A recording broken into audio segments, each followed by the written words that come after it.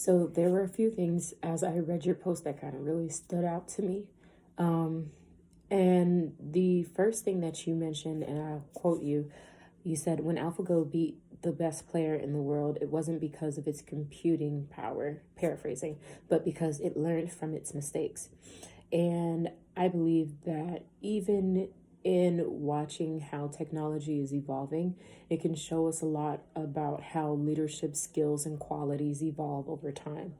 There was an article I came across by Popper and Lipschitz, and it says that it speaks about the ability to learn from your mistakes being one of the strongest qualities of a leader, that it is one of the most important and desired traits among leaders, that even as we watch the video, we can associate some of the basic concepts that we understand, like learning from your mistakes, and we can translate it into leadership and how to be an effective leader.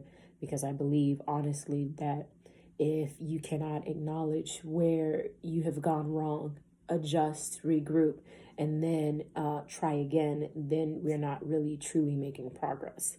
Um, Also, you go down into your post and you start talking about exploring new paths, and the insight that you have when it comes to yourself is truly phenomenal. And when it comes to solutions, even when it comes to generating solutions for technology or for leaders, they all flow from imagination. And I believe that the longer we tap into that flow of imagination, the more solutions that we'll be able to come out with when faced, especially with a specific issue, that you would not be able to utilize a quote unquote regular approach. I believe that you have to see the solution while you're still in the problem. So I read an article by Wilson Roach and Ware, and they say that the best way to attack even some of the biggest problems is to make sub problems. So instead of attacking one big thing, you kind of break it down. And as they used to instruct us, as I was a classroom teacher first, so they told us how to scaffold. So what you do is you break it down and then you build it back up. So I believe that the best way to attack the problem is to generate imaginative solutions. And by generating solutions based upon your sub problems, and then you'll be able to build from there. Lastly, in your last paragraph, you said that you learned how to evaluate the implications of an intervention using data. And as I said, I was a classroom teacher first. So one of the biggest things that I did as an instructor, was data-driven instruction. So I would assess my students. After assessing them, I would get the information, formulate a plan. And after I formulated that plan, I would then put that plan into action.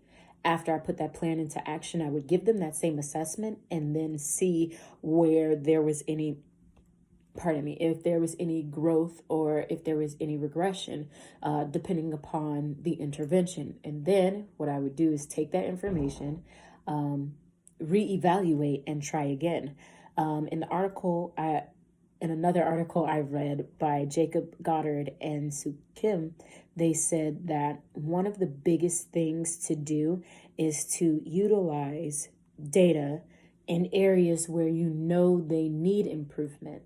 So if you have anybody or anything that you're trying to accomplish, it could be a new technology, anything of that nature, to utilize the information that you already have.